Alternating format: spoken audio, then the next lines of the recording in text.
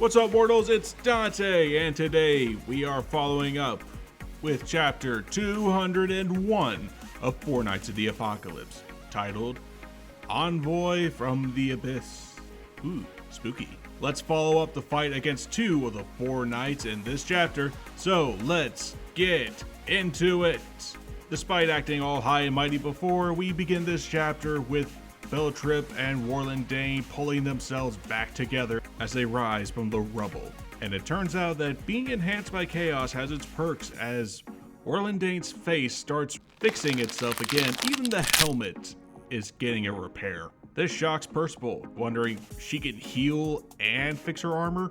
I mean, healing is one thing, but fixing her armor? What'd you think, this was a spare? Not only that, but Beletripe's arm even starts acting on its own, swinging its sword around. Despite being unarmed, the limb is very handy, with it nearly slicing three of the four knights to pieces with Beletripe's magic as it reattaches itself to its rightful owner. Worrlendane mocks her opponent, saying, "Not too shabby, knight.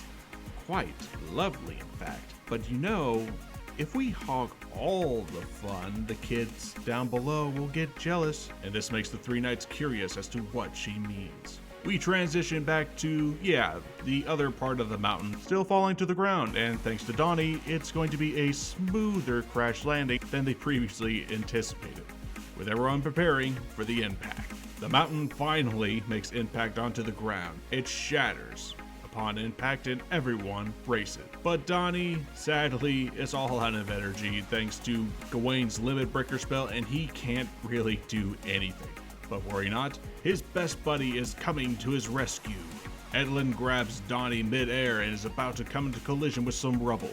But who should come to his rescue this time than good old dear Uncle Hauser, using his magical whirlwinds to keep everyone safe from the collision. Except for Ballin, I think he would have survived the plummet. The Platoon girls are fine too. They use Sponge Percival instead of Hauser's whirlwinds, looking around to see if everyone made it alright, but Edlin assures them that only Donnie is in bad shape, and he agrees, saying that he can't move a finger. But don't worry, Donnie, your work has finally received praise from your uncle, saying that you're surely a fully fledged holy knight.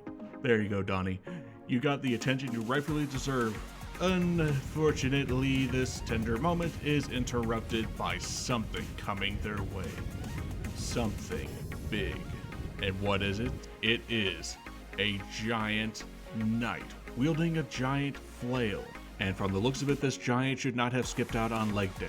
The giant creature roars and lifts its enormous weapon into the air, preparing to strike, and everyone else is fearing for their lives for the impact that is yet to come. The giant swats at them like insects. People and rubble are sent flying after the impact. The knights are worried of what's going down below, wondering what that is, and Worrlendane explains that it's a fine chance to test it out. This creature is called Goliath, the great soldier of revenge, a golem that Worrlendane created out of the bodies of dead holy knights that the quote-unquote god of war has slain in the past 2 years.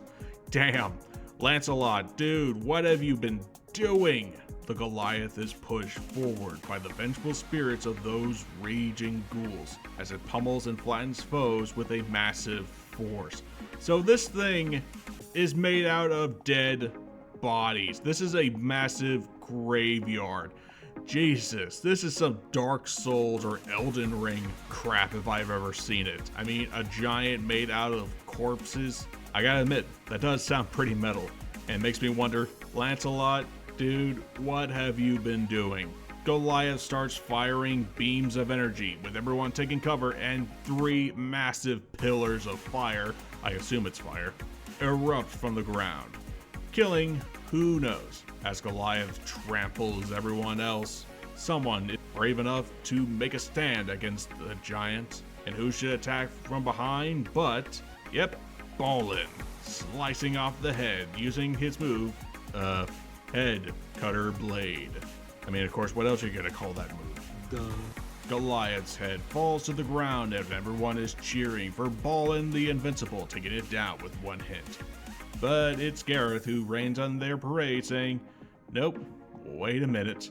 Goliath picks up the helmet as Worrlendane informs everyone that there is, in fact, one little tiny trait about this guy. Worrlendane explains as Goliath puts its severed head back on that the drug of 𝐬𝐻 allows it to resurrect itself over and over again. Wait, what? She tells Percival, "Do you recall the gift I took with me from the Fairy King's forest? Well, there's not much at all left. I used some on myself, so the effect can't go on forever." Wait a minute, you mean to tell me the very vital drug of 𝐬𝐻, you used it on this? You used a very precious potion that won't be made again for possibly thousands of years on this.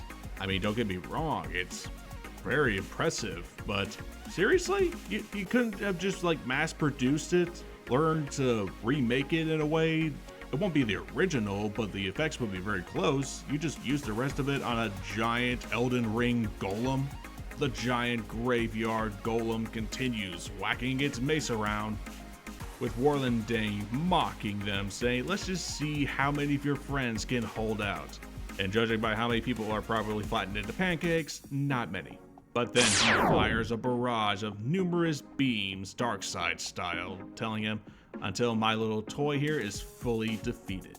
Percival effortlessly blocks the blade with his new weapon, telling her, "Then I'll defeat you as soon as I can and keep them all protected." The White Knight mocks the Knight of Death, asking, "You defeated the four evils that fast?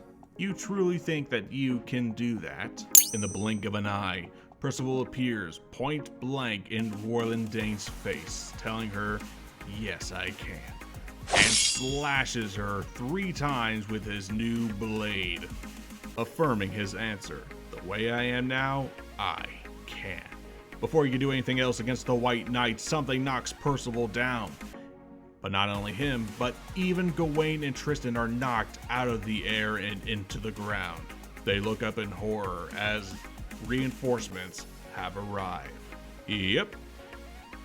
This is how we end chapter 201. The four evils have officially gathered. Pelgard and Ironside have come to their allies' rescue and are ready to show them the power of chaos. And oh man, I am excited for what's about to come next. I knew that these two were going to show up eventually. Come on, they got Chaos Enhanced, Theodore is here.